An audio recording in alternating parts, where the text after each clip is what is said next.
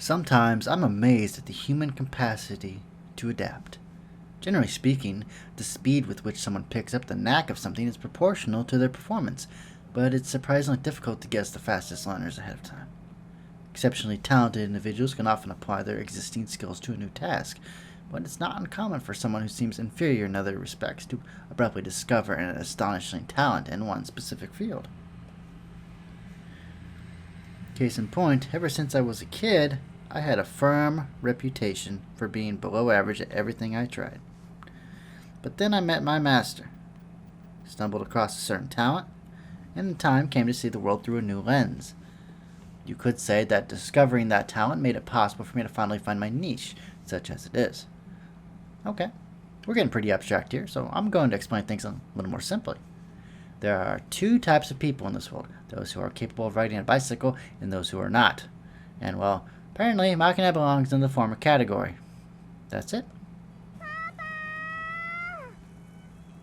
Makina zips around the courtyard on the mini Velosachi Wentas, boldly releasing one handlebar to wave in my direction. Not exactly ready for the tour, but she's maintaining a respectable degree of control. The girl only got on a bicycle for the first time yesterday, and in terms of skill, it's fair to say that she's already superior to one not insignificant group of fellow pedal pushers. Namely, those little old ladies who fall right off whenever an obstacle crosses their path, the so-called granny cyclists. Quite a respectable standard to pass after one day. I'm pretty well convinced at this point the girl has talent. Perhaps it was my rigorous training in the finest tradition of a culture that produced 300 warriors who faced down 1,000,000 Persians that allowed it to blossom. I nod deeply, satisfied to see the wisdom of my educational methods reaffirmed. As Makina pumps away at the pedals, enthralled with the bursts of speed she can produce on her own power, her face seems to have frozen in a manically joyful grin. I know exactly how she feels. Discovering a new talent is like seeing a clear new path, opening up before you on the vague, foggy road into the future. It's a downright stirring feeling. Will I be able to prepare the sort of road this daughter of mine deserves? As my thoughts lurch into sentiment territory, all of a sudden the sight of Makina waving at me from her bicycle seems oddly moving. I've never had a child of my own, so I can only speculate. But maybe these are the sort of feelings that carry the fathers of the world through the daily grind. Before I know it, I've started worrying myself about what I can do for this girl, seriously considering multiple possibilities for her future. It's bizarre. I can't even figure myself out anymore. Her final lap completed, Makina comes to rest a few feet in front of me, puffing out her meager chest in a display of pure pride that would put a strutting peacock to shame. You're a cocky little punk, but I must admit you've gotten your general idea.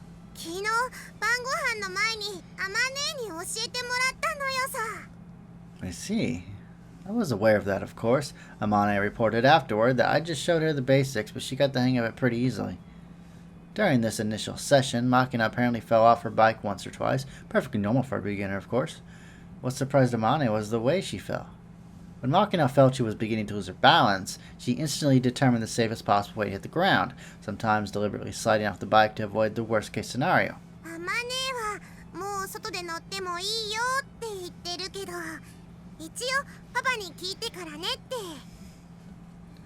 Alright then, how about you follow me on the bike when I go running today?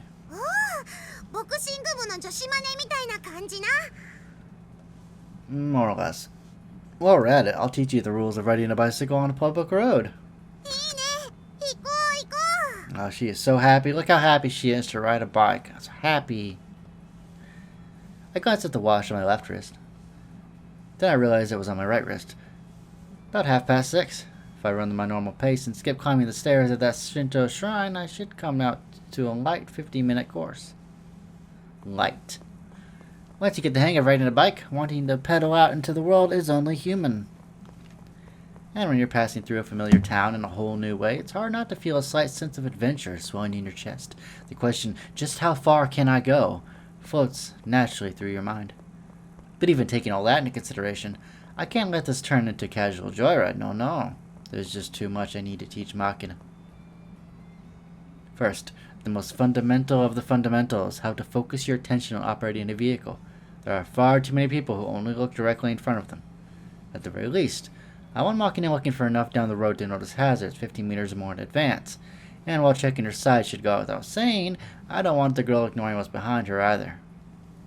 Unlike motorcycles or cars, bicycles don't have blinkers or brake lights. Keeping everyone around you informed of your intentions requires deliberate care on your part. By checking both sides ahead of time, you can avoid problems when you change the lane or make a turn. And being aware of what's behind you dramatically reduces the risk of being rear-ended while braking.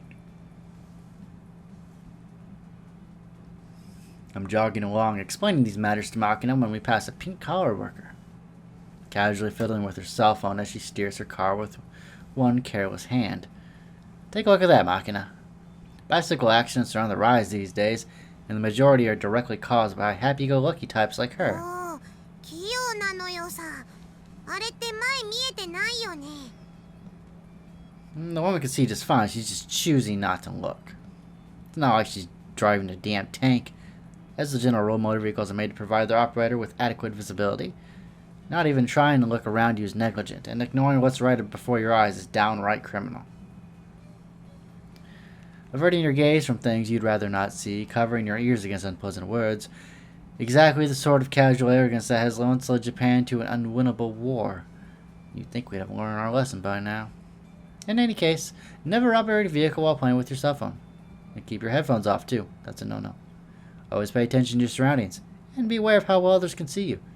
That alone should be enough to avoid a good percentage of preventable accidents you might suffer otherwise. なるほど。 As a general rule, the most important part of keeping yourself safe is maintaining a healthy fear of things that can kill you. In other words, don't get so used to peaceful existence you're currently enjoying that you start taking it for granted. Nothing went wrong yesterday, and today's been smooth sailing as well, so tomorrow will no doubt be just the same. Such careless thinking sneaks up on you, and when a real crisis arrives, it can render you utterly helpless. But pressing this rather theoretical point won't do much good.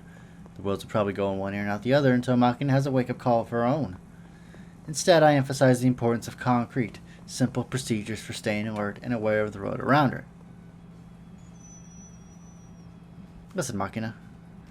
No matter how much of a hurry you might be in, don't even think about neglecting your safety checks. In fact, the faster you're rushing, the more alert you need to be.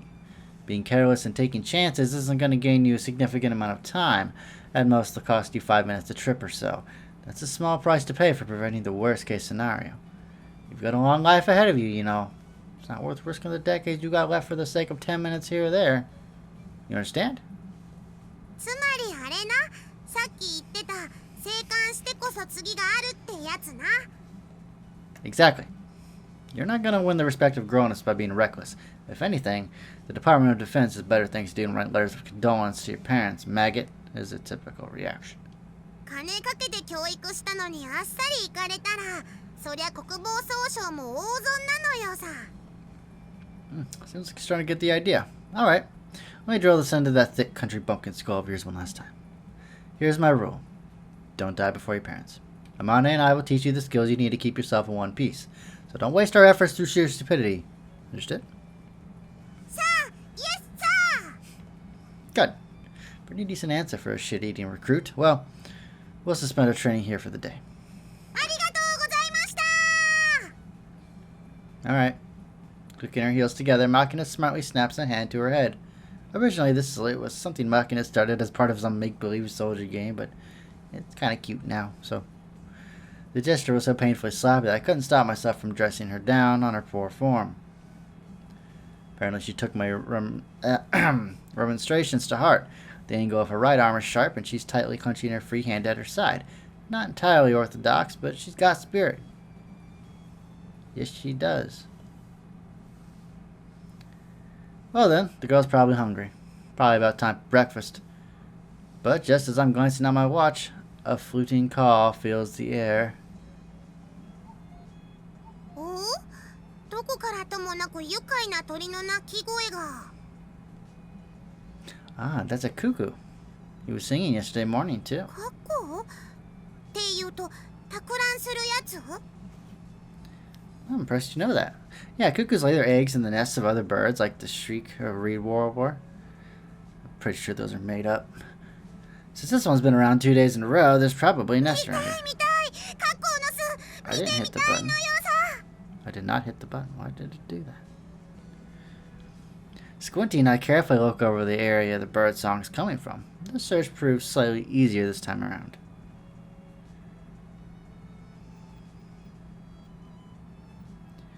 There it is. Look at the 18th tree, counting from your stone house on the left. It's up in the branches. Can you see it?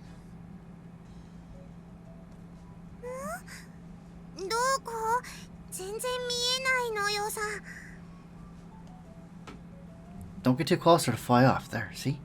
In the branches of that tree on the left. Why can't you see it? The bird's huge.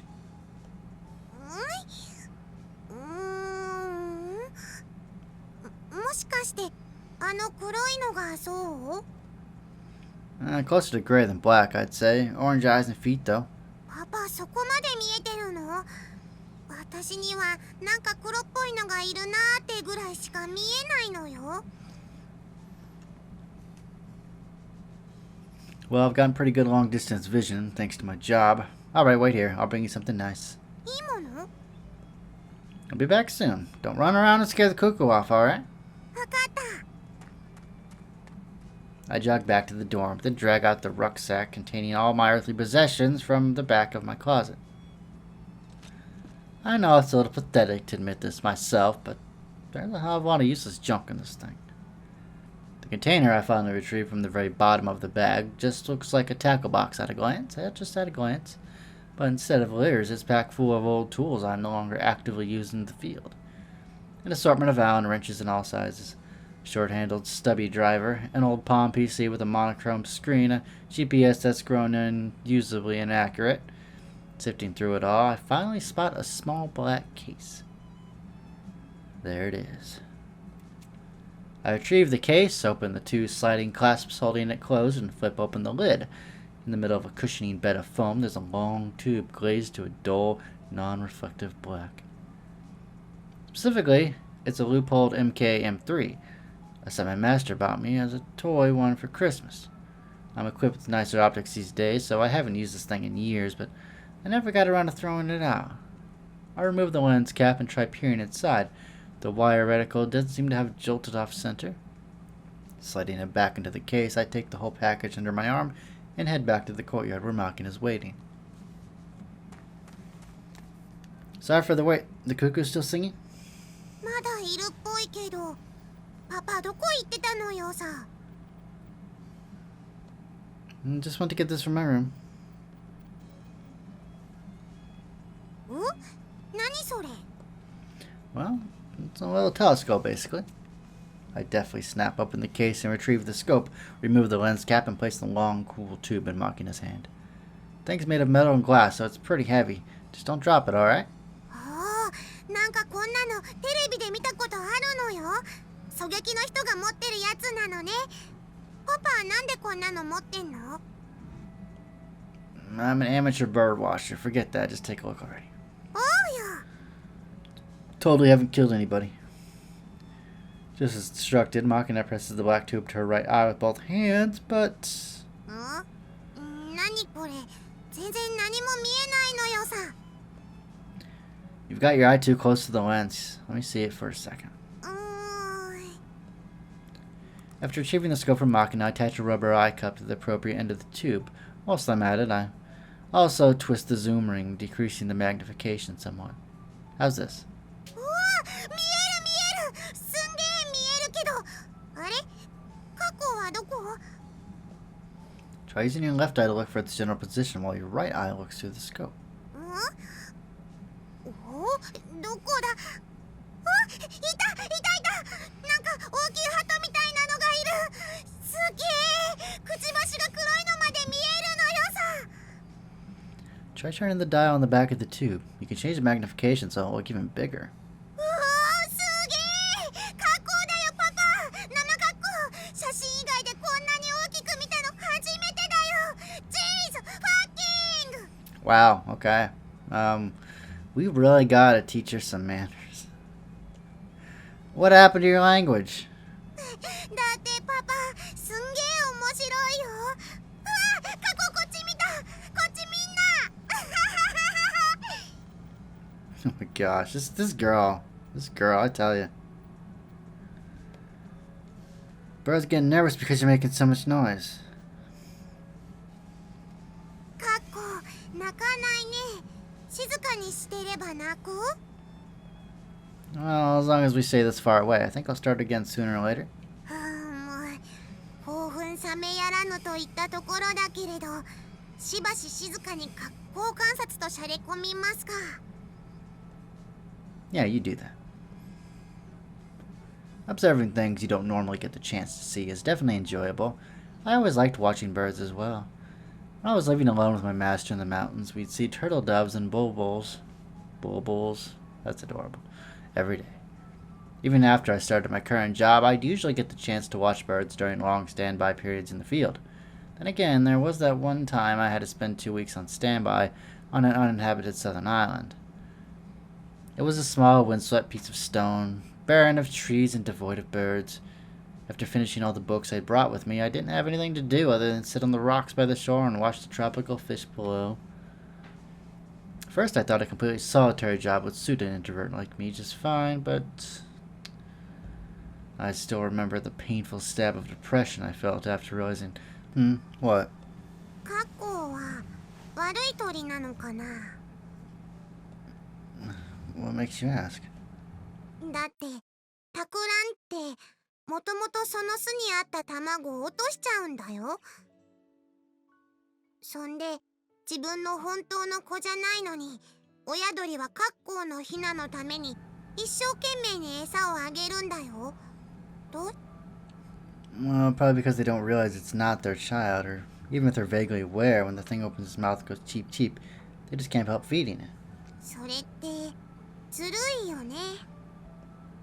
Unfair might be one way to put it, yeah, but that's just their strategy as a species. If the cuckoos played fair, they wouldn't be here today.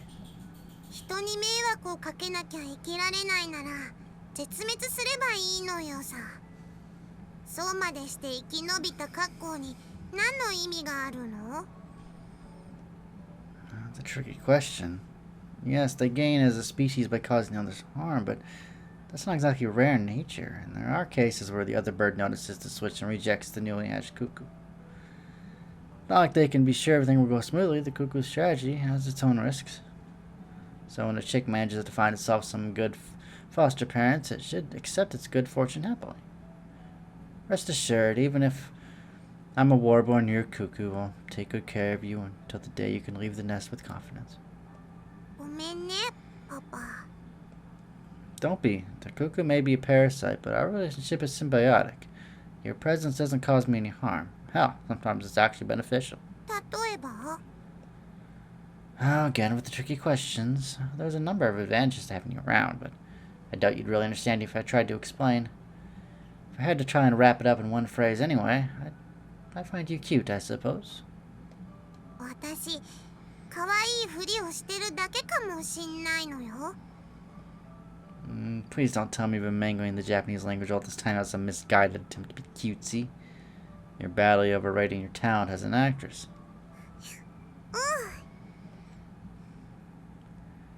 Saying that, nothing more. Makina silently continues peering through the scope. Pretty clear that the girl started comparing the cuckoo's evolutionary strategy to her own way of life, concluding that asking me to be her father might have been unfair on her part. But in the first place, Makina trusted me with a full 70 million yen in compensation for this job. It doesn't exactly qualify as a parasitic relationship. That said, I completely understand the anxiety Makina's feeling right now. I myself went through something very similar after my master adopted me. I asked her many times why she'd bothered to take in a worthless, incompetent brat like myself, and every time my master gave me the same answer. You need to get over this idea that you can't do anything, kid. It's a self-fulfilling prophecy. The way you look at things makes a hell of a lot more difference than you realize. Listen up. From now on, tell yourself this instead. I can't do everything well, but there's nothing I can't do at all. Got that? And in the end, it didn't prove that difficult to find something I wasn't so useless at. Something that gave me a kind of worth. If I hadn't met my master, I probably would have gone my whole life without discovering that. それでも。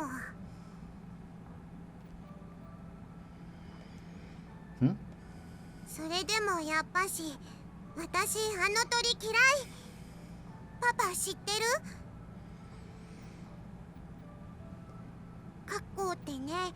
よその巣に卵を産んだ後、また他のカッコウが来て同じ巣にもう一個卵を産んじゃうこともあるんだって。そうするとね、一つの巣に二つのカッコウのヒナが帰るでしょ。一つの巣にカッコウのヒナは2匹いらないから、カッコウのヒナ同士で巣からの落とし合いが始まるんだって。なんかもうとことん生臭い鳥なのよさ。 Well, nature is fundamentally cruel. うるせえ、泣いてんじゃね Weren't you waiting for it to sing? え。なんかあいつの顔見てたらだんだんムカついてきたのよさ。カッコウってのはあれか？焼いて食ったらうまいのか？ Probably not. You can make almost any meat reasonably edible with enough curry to flavor it, but can't say I've ever experimented with cuckoos. I'm not much of a carnivore in the first place, you know. The bird does sort of resemble a pigeon. I can sort of picture someone in France or China stuffing cheese into its stomach and then cooking it in an oven, but I admit that I'm not exactly knowledgeable in culinary affairs. I haven't heard of any cuckoo eating customs in this country. Just try to forgive him, why don't you? Cuckoos have their reasons. Just because he's a parasite doesn't mean he's a jerk. まあパパがそう言うなら許すけど、育児放棄を感化するわけじゃないのよ。 Yeah, Marnie and I are here for you, right? Don't get so fired up. I drop a hand on Makina's head and give it a few thumps. The girl responds with a grumbling half growl, but appears mollified for the moment.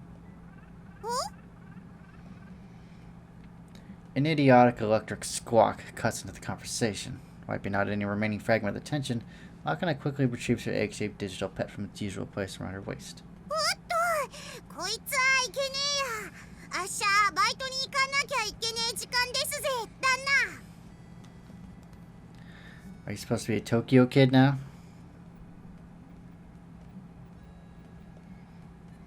It's currently 7:30 by my watch. I'm pretty sure Makina was scheduled for her first shift at the bakery starting at 8 this morning. そんじゃ私ちょっくらバイト行ってくるのよさ。 Very well. Obey your orders faithfully and uphold the honor of your shop. Devote your days to the pursuit of baking excellence. レンジャー。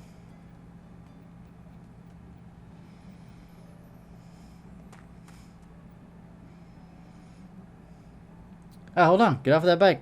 I don't remember giving out your MOS yet. へえ。 Don't give me that. It's too early for you to be riding on the street alone. For today, head to your destination on foot while imagining yourself following the same route on bicycle. Stay alert and practice maintaining situational awareness. Understood? なんかバカバカしいのよさ。 What kind of an attitude is that? Approach drills as if they were real combat. Also, don't casually wander off with my scope in your hand. ち、バレたか。 I did. Is this how you went with Amani's boots, too? You're hopeless. I don't mind letting you have the thing if you like it, but you're not going to need it at a bakery. Leave it behind. うーい。そんじゃ行ってきまーす。 After entrusting me with the mini velo and her new scope, Makina dashes off towards the front gate, imitating the ding-ding of a bicycle bell with her mouth. Looks like she's managed to get herself into the scenario. And so I sent Makina off in what I felt was a suitably vigorous and encouraging manner. However, this opinion was not universally shared. I wonder, what's going to happen? Well, you know what? We're going to find out in the next episode of The Fruit of Grisaia. Take it easy, everybody.